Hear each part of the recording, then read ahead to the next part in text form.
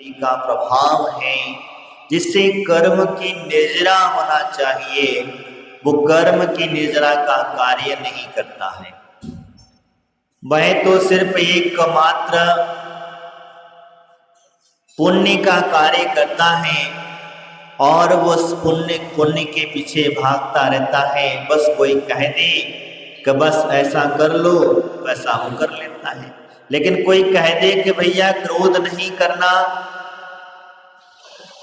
क्षमा को धारण करना, मान नहीं करना, आर्जव मार्जव आदि धर्मों को धारण करना, क्रोध मान माया लोभ आदि नहीं करना, तो क्रम से इस प्रकार से कहा गया है। तो लेकिन किसी के पास उसके लिए टाइम नहीं है। क्यों? क्योंकि दिन भर उसी में रचा पचा होता है। इसीलिए यहाँ कहते हैं उत्तम क्षमा, क्षमा वीरस्य भूषणम। मात्र शब्दों का ही एक खेल रह गया है। अंदर से क्षमा वीरस्य भूषणम का कोई मतलब ही नहीं है। क्षमा वास्तविकता में कही जाती है कि वीरों का आभूषण है, लेकिन वीर अब धीरे धीरे करके अपने में ही मस्त हो गया। इसीलिए हम जो है आचार्यों ने कहा अनंतानवंती आदि से बचने के लिए साल में 3 बार पर्युषण पर्व को मनाना चाहिए। लेकिन यहाँ तो कहते हैं कि डेली, ये तो साल में 3 बार तो एक त्योहार के रूप में मनाना चाहिए, लेकिन डेली जीवन में भी इन 10 धर्मों को धारण करना चाहिए। डेली के जीवन में इस धर्मों के अनुसार हमारा जीवन चलाना चाहिए। आप लोग धर्म समझते हैं क्या? पूजा पाठ को आप लोग सब धर्म समझते हैं, मनिराजों को आहार आदि देने को, ये तो तुम्हारा कर्तव्य है, धर्म नहीं है। ये तुम्हारा कर्तव्य है। तुम भगवान की पूजा करना, स्वाध्याय करना, संयम आदि धारण करना, दान पुण्य आदि करना, ये तुम्हारा कर्तव्य है। तुम्हारा धर्म तो अलग ही है। इसको कहा है अहिंसामयी धर्म, जिसको कहा है, जिसको 10 धर्म रूप में स्वीकार करना। तो यानी कि पहला धर्म हमारा है उत्तम क्षमा। क्षमा जो होती है वह उत्तम व्यक्ति धारण करता है, और उत्तम व्यक्ति धारण करता है तो वह व्यक्ति उत्तम पद को प्राप्त कर लेता है। और अगर कोई मध्यम या जघन्य व्यक्ति भी धारण कर ले तब भी वह उत्तम पद को प्राप्त करा देगी। भगवान परशुनाथ के जीव ने जब ब्राह्मण की पर्याय में थे, मरुभूति के ब्राह्मण की पर्याय में थे, उन्होंने वहां से क्षमा को धारण किया, और वो क्षमा धारण करते करते 9 भव 10 भव के अंदर में उत्कृष्टता को प्राप्त कर लिए, और इतनी बड़े से प्राप्त हो गए कि 10 भव तक अपना ही भाई का जीव जो है उपसर्ग करता रहा। मरुवती ब्राह्मण का जो जीव भाई था, जो था एक दूसरा जो बड़ा भाई था, वही भाई जो है उसके ऊपर उपसर्ग करता रहा, और ये क्षमा धारण करता रहा। इसका प्रभाव हुआ कि धीरे धीरे करके उन्होंने उस परम निर्वाण पद को प्राप्त कर लिया। क्षमा का प्रभाव कहा। इसके बाद में उत्तम आर्जव। आर्जव मान कसाई को नहीं करना। मैंने क्रोध मान माया लोभ का विचार मैंने वैसे बता चुका हूँ। 4 कसाई के वर्णन में इसको कहा जाता है। तो मान नहीं करना यानी अहंकार नहीं करना। और जब व्यक्ति मान कसाई के भाव जाग जाते हैं तो व्यक्ति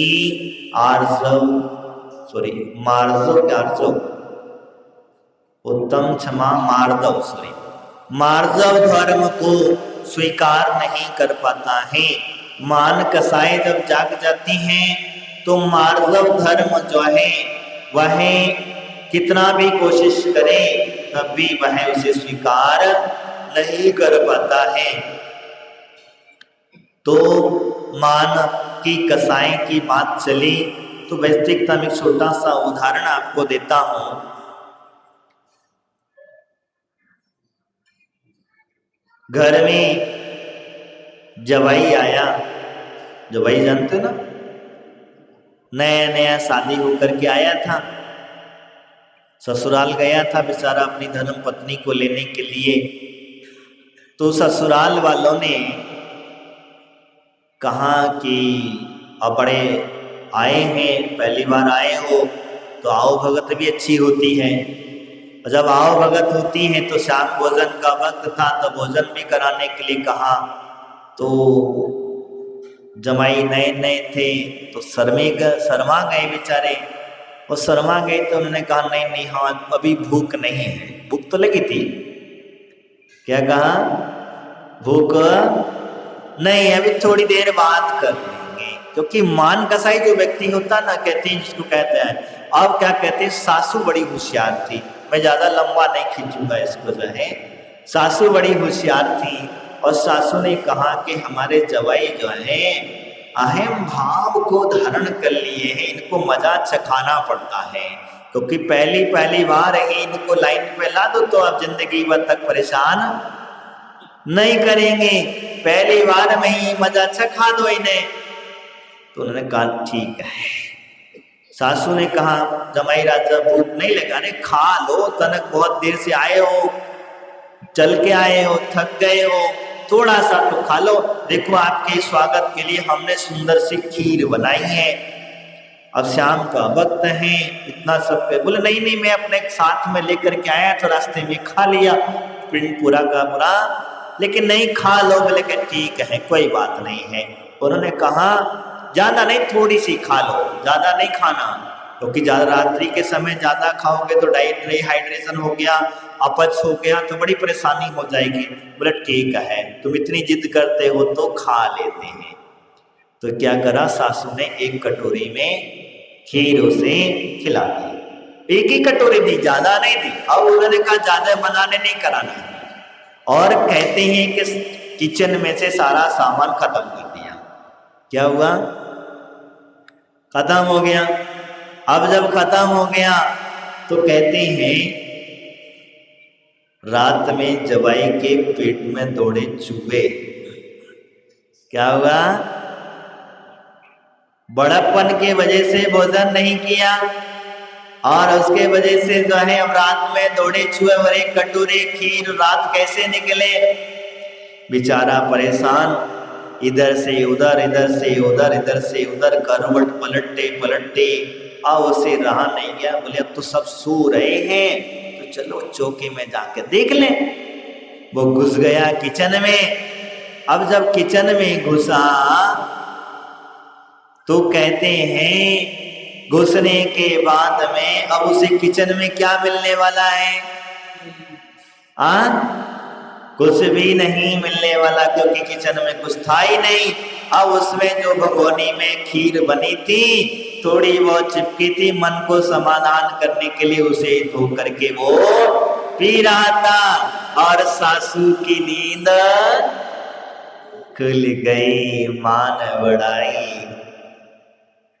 तो कहते हैं कभी भी मान नहीं करना चाहिए, अहंकार के भाव नहीं भाना चाहिए, ज्यादा मनाने नहीं करना। भूख लगी है तो भोजन कर लेना, ज्यादा भाव नहीं खाना, और नहीं लगी है तो बात एक अलग है, ठीक है। लेकिन इसी प्रकार से कहते हैं तो मार्सव धर्म जिसकी हम चर्चा कर रहे थे, तो मान कसाई का नष्ट करना ही मार्सव है। इसके बाद में कहा आर्जव। आर्जव कहता है मायाचारी नहीं करना। क्या नहीं करना, मायाचारी, कोई भी किसी भी प्रकार की मायाचारी नहीं करना। हम चाहे छोटे से छोटे रूप में क्यों ना हो, हम कभी भी मायाचारी ना करें। और मायाचारी करने से होता क्या है, हमारा त्रियंच गति का बंद होता है। जो कर्म की व्यवस्था समझना, आश्रम की जो चर्चा हम कर रहे थे उसमें इसको रोकने में कारक बनता है मार्जव धर्म। आर्जव धर्म, तो मायाचारी नहीं करना, किसी भी प्रकार की मायाचारी नहीं करना। इसीलिए उन्होंने कहा तो अगर करोगे तो जब कभी मायाचारी करने के भाव आ जाए तब उस समय पर लंबी सूंड को लटकाए हुए हाथी को देख लेना। समझ में आया? जानवरों को, त्रियंचों को देख लेना। जिन्होंने जितनी मायाचारी करी वो जा करके तो इस बात को समझ लेना। इसीलिए कहा, आगे कहते हैं उत्तम, क्षमा, मार्जव, आर्जव, सोच। सोच की परिभाषा कहते हैं अपनी जो सोच है उसे कैसा रखना, कैसा रखना? लोभ पूर्वक नहीं रखना। लोभ जो होता है, लोभ क्या कराता है? कोई भी जिसके मन लोभ के कारण हम क्या है, चाहते तो हैं लेकिन वह अपनी सोच को परिवर्तन नहीं कर पाते। अच्छी रखना, पॉजिटिव रखना। जैसे कभी कभी व्यक्ति, आप जो सोचते हो, अगर व्यक्ति कोई पॉजिटिव सोचता है, मैं तो पुण्य आत्मा हूं, मैं फलाना एग्जाम में पास हो गया, एग्जाम में पास हो गया, एग्जाम में पास हो गया, वो कैसा भी कुछ अगर पॉजिटिव सोच अगर उसकी है तो कहते हैं वो कितना भी अगर पुरुषार्थ करता है और पुरुषार्थ का उसे फल अच्छा ही मिलता है। और अगर किसी व्यक्ति की नेगेटिव सोच रहे, नेगेटिव सोच रहे, वो कहता है यार कितने इतने सारे एग्जाम दे दिए, पास ही नहीं होते हम। क्या सोच रहा है? हम पास ही नहीं होते, इतने सारे बिजनेस कर लिए, सक्सेस नहीं होता, हम हमेशा जहां देखो तब पीछे रिवर्स आते चले जाते। तो तुमने पहले से स्टार्टिंग करने के पहले ही तुम्हारी जो सोच है वह सोच को आपने छोटा बना लिया है, आपने अशुद्ध कर लिया है, तो वही परिणाम तो मिलेगा। बिजनेस चलता नहीं है तो कहां से चलेगा?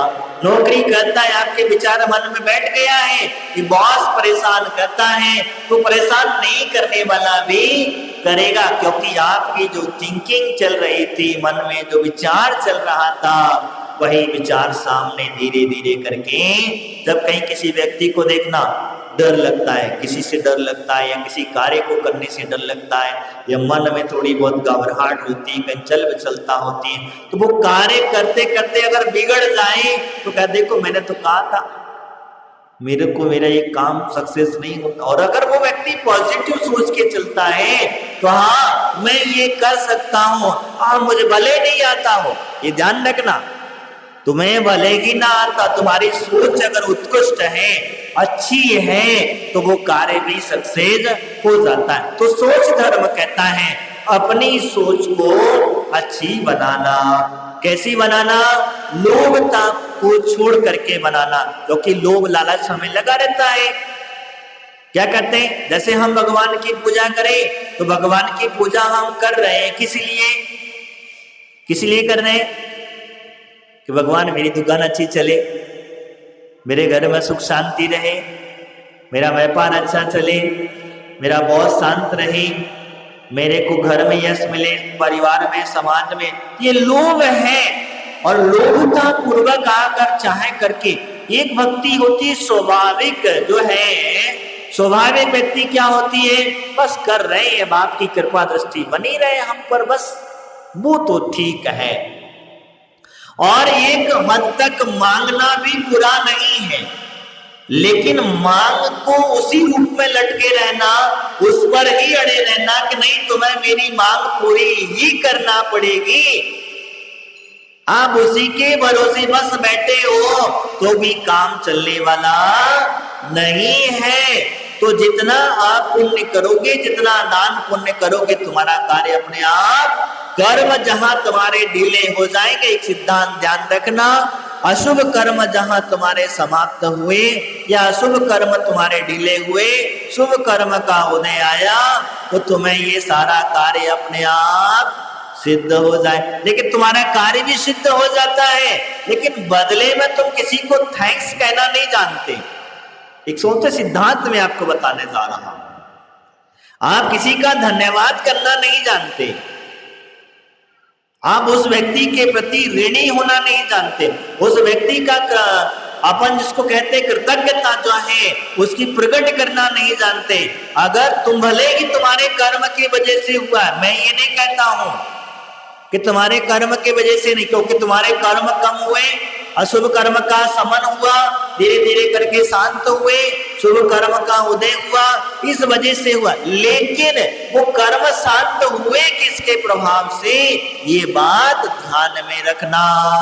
भगवान तुम्हारा लाख लाख उपकार है, हे गुरुदेव आपका लाख लाख उपकार है कि आपने मुझे ये मार्ग बताया, इस मार्ग में चलने में हिम्मत दी, मुझे आपको देख करके मैंने जो प्रेरणा पाई है उस प्रेरणा से ही मुझे इस मुक्ति की प्राप्ति। कृतज्ञता की बात आई तो वास्तविकता में कहते हैं हमारे ऊपर जिन्होंने उपकार किया है उनका बड़ा उपकार है, चाहे वो माता पिता हो, चाहे वो गुरु हो, चाहे हमारा जिन धर्म हो, और चाहे हमारे परम पिता परमात्मा हो, माँ जनवाणी हो, इनकी कृतज्ञता कभी नहीं भूलना चाहिए। इन्हें अपने हृदय से धारण करना चाहिए और इनके प्रति हमेशा सम्मान आदर के कहते हैं। तो मैं आपसे जो चर्चा कर रहा था, अपनी सोच मतलबी नहीं होना चाहिए। कैसी? अपना काम बनता, मैं क्यों कहूं आगे, मैं नहीं कहूं, समझदार हो, वो वाली सोच नहीं चाहिए।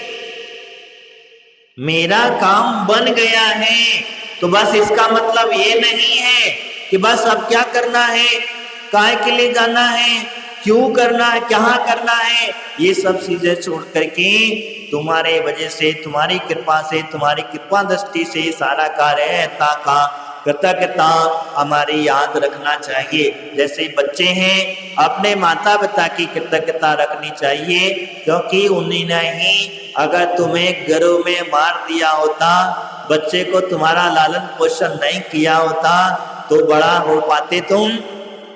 हो पाते क्या? आज तुम्हारी जो आयु है, आज तुम जब भी गए, आज यहाँ पर मुकाम तक पहुंचे, एक कृतज्ञता, गुरु की कृतज्ञता। गुरु ने तुम्हें पढ़ाया, लौकिकता की बात कर रहा हूं मैं, उन्होंने तुम्हें पढ़ाया लिखाया नहीं होता, नहीं समझाया होता तो तुम इतने होशियार हो पाते? नहीं हो पाते। माँ जनवाणी की जिसकी हम चर्चा करते हैं, जिन शास्त्रों को अध्ययन हम करते हैं, अगर भगवान के मुख से वो ना खिरी होती, जिनवाणी भगवान के मुख से ना खिरी होती, गंधर्व परमेष्ठी ने उसको ना गूथा होता, और हमारे गुरुओं ने, जो पूर्वाचार्यों ने और वर्तमान के आचार्यों ने उसका विश्लेषण हमें ना समझाया होता, तो क्या हम ज्ञानी बन पाते? बन पाते? नहीं बन पाते।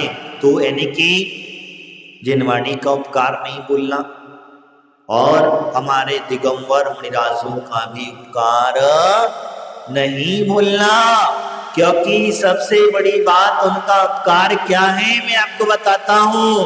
क्योंकि जितना भी तुम्हारे घर में जो अग्नि जल रही है, ये मुनिराजों के निमित्त ही जल रही है। जिस दिन मुनिराज दिखना बंद हो जाएंगे, उस दिन अग्नि लुप्त हो जाएगी, ध्यान रखना।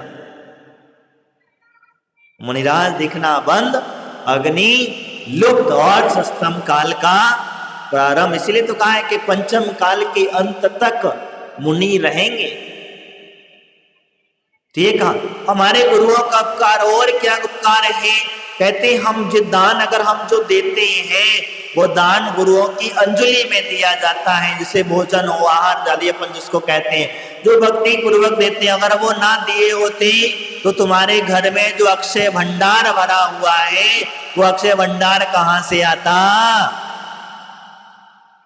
और इन गुरुओं ने हमें सबसे बड़ी बात है अशुभ कर्म से बचाया, शुभ मार्ग पर लगाया, सही रास्ते पर लगाया, मोक्ष मार्ग बताया।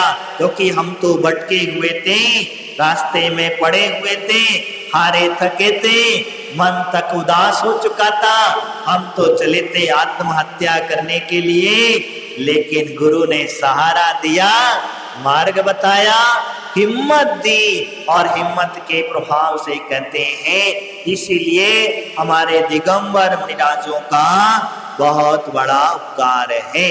जैसे शांति सागर जी महाराज, शांति सागर जी महाराज अगर दक्षिण से उत्तर ना आते, दक्षिण से उत्तर ना आते, दिल्ली आदि ना जाते, पूरे देश में भ्रमण ना करते, तो क्या आप दिगंबर मुनिराजों को देख पाते? क्या आप उन्हें आहारचर्या आदि करा पाते? नहीं करा पाते, क्योंकि भूल चुके होते। हम अपने बच्चों को क्या संस्कार देते? बस किताबों में लिखा है तो लिखा है, उसे कैसे होते, क्या होते, जब तक हम उस व्यक्ति को प्रैक्टिकल नहीं देख लेंगे तब तक हमें कैसे समझ में आएगा। और किताबों में तो कुछ झूठ भी लिखा है, कुछ सच भी लिखा है। अब आदमी भ्रमित है, सच क्या है, झूठ क्या है। इसीलिए इनका भी हमारा ऊपर बहुत बड़ा उपकार है। और सच्ची बात कहते हैं, अगर गुरु न हो तो हमारा धर्म रूपी जीवन कभी शुरू नहीं हो सकता है।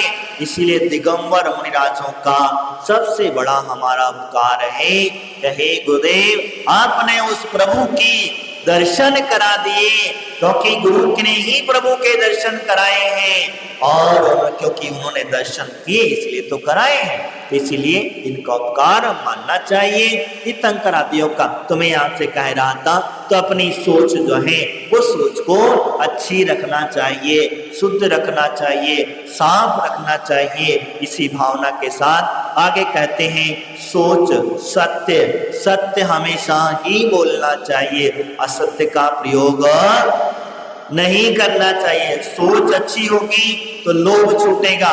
ध्यान रखना मैं जो कह रहा हूं, सोच अच्छी होगी तो लोभ छूटेगा, और लोभ छूटेगा तो सत्य बोलेगा। एक क्रम समझना, अगर बीच में जहां तुम डगमगाए, जहां तुमने सोचा कि एक बीच का छोड़ देते, इसके आगे वाला चालू करेंगे, जैसे क्रोध आया तो हमने सोचा मान कसाई को छोड़ दे, मायाचारी छोड़ दे, मायाचारी चलती रहेगी, सोच अच्छी कर ले तो भी काम बिगड़ जाएगा। तुम्हारे बिना मायाचारी छोड़े बगैर सोच अच्छी होने वाली नहीं है। इसलिए कहा सत्य, और सत्य में हमेशा उतना ही बोलना जिससे आपके ऊपर विश्वास बना रहे। कोई व्यक्ति आपको झूठा दोषारोपण आदि ना लगा, और फिर भी अगर कहीं आपके ऊपर झूठा दोषारोपण लग भी जाता है तो ये समझ लेना कि आपने किसी के ऊपर झूठा दोषारोपण लगाया था। इसका ही परिणाम है कि आज तुम लाख बार सत्य बोलने के बाद में भी आपकी बात को सत्य स्वीकार नहीं की जाती है। ये स्वाभाविक है, ये कर्म सिद्धांत कह रहा है। इसीलिए कभी भी किसी के ऊपर भी भले ही आंखों से देख करके, कानों से सुन करके, और कभी भी किसी प्रकार का दोषारोपण नहीं लगाना। सत्य घटना को, सत्यता को समझने की चेष्टा करना, दोनों दृष्टियों से देख करके चलना। आज के कानून भले ही आंखों पे पट्टी लगा करके चलता है, आज का कानून भले ही तुम्हें कागज के टुकड़े मांगता है, प्रमाण मांगता है, लेकिन ये जो सत्य है ये कागज के टुकड़ों के प्रमाण वाला सत्य नहीं है। ये तो सत्य आपके हृदय की भावना है। क्या है? ये आपके हृदय की भावना है, और हृदय की भावना सत्य रूपी हो जाएगी तो कहते हैं वो संयम को स्वीकार जरूर कर लेगा, संयम को स्वीकार करेगा। और जब संयम को स्वीकार करेगा तो संयमी जीवन व्यतीत करने लग जाएगा, और संयम के साथ में अपना त्याग में जीवन प्रारंभ कर देगा, त्याग करने लग जाएगा। और जब त्याग करेगा तो त्याग क्या करेगा? बाह्य परिग्रह आदि अंतर बाह्य परिग्रह के जो भेद कहे हैं इनका त्याग करेगा। भले ही वो छोटे छोटे रूप में करेगा, बड़े नियम नहीं ले सकता है, गृहस्थ जीवन है, मुनि महाराज नहीं बन सकता है कोई बात नहीं, लेकिन श्रावक तो बन जाएगा, उत्कृष्ट श्रावक तो बन जाएगा। सहन शक्ति नहीं है, कम से कम इतना तो कर लेगा।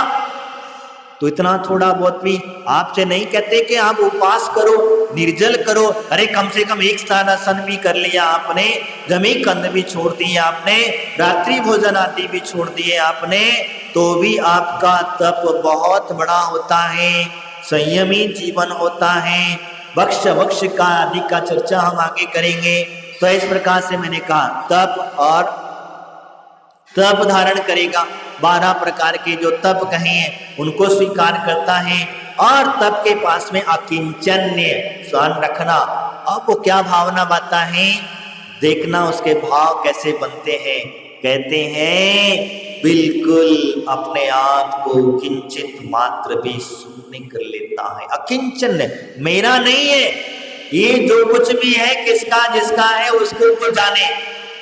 वो अपने आप को इतना शून्य कर देता है, और जब शून्य हो जाता है तो अखंड ब्रह्मचर्य की साधना कर लेता है। क्योंकि जब तक वह अपने आप में अंदर नहीं डूबेगा तब तक जाकर के सुब्रह्म की साधना नहीं कर पाएगा। और जहां ब्रह्मचर्य की साधना बनी वहां उसने आत्मदर्शन प्रकट हो गया। अभी तक हमारा आत्मदर्शन प्रकट नहीं हुआ है, हमने अपने अंतर बैठी हुई जो परमात्मा रूपी आत्मा है उस आत्मा का दर्शन नहीं किया है। और जिन्होंने दर्शन कर लिया है, और करने की विधि यही है, उत्तम क्षमा मार्जव आर्जव सोच संयम तप त्याग और अकिंचन, लास्ट में ब्रह्मचर्य। और इन 10 धर्मों को जब व्यक्ति धारण करने लग जाता है तब वह अपने अंतर आत्मा में बैठे हुए वो अंतर आत्मा रूपी परमात्मा को प्रकट कर लेता है।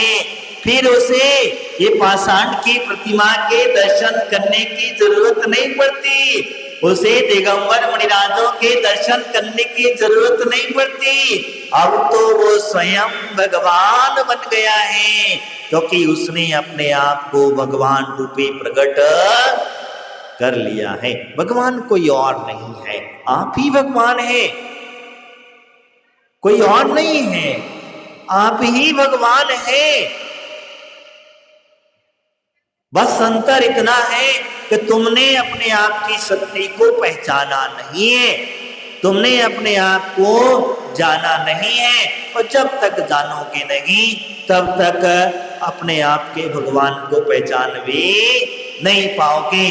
पाषाण की प्रतिमा में भगवान की कल्पना करके भगवान मान करके पूजने में कोई हरकत नहीं है, लेकिन अपने अंदर में जो बैठा हुआ अपने निज के रूपी पाषाण में जो छिपा हुआ परमात्मा है उसके भी कभी कभी दर्शन कर लेना, क्योंकि वही आपको मोक्ष जाने वाला है। ये तो सारा बाह्य है, और बाह्य क्रिया कब तक करता है, जब तक उसका मोक्ष पक्का नहीं होता है तब तक बाह्य क्रिया को करते रहता है। बाह्य क्रिया मत छोड़ देना, ये तो कल के दिन पता चले कि महाराज ने कहा तब तो तुम सब भगवान हो, अब तुम सब भगवान हो, तो भगवान भगवान के इति दर्शन करने की क्या जरूरत है, मैंने मेरे दर्शन कर लिए हो गया काम। नहीं भैया, ऐसा कुछ गड़बड़ मत कर लेना। तो भगवान जब तक आप जो है उस पद तक ना पहुंच जाओ, उस लेवल तक ना पहुंच जाओ, तब तक तो आप संसारी ही आत्मा हो। और जिस दिन उस लेवल तक पहुंच जाओगी, उस मैंने तो आपको मार्ग बताया है, उस मार्ग से उस लेवल तक पहुंचने का। और जो व्यक्ति उस मार्ग पर गुरुओं की वाणी पर विश्वास रख करके आगे बढ़ जाता है तो वह अपनी मंजिल को अवश्य प्राप्त कर लेता है। आज इतना ही, इन्हीं भावनाओं के साथ बोले वाले महावीर भगवान की आचार्य गुरुदेव श्री धर्म सागर जी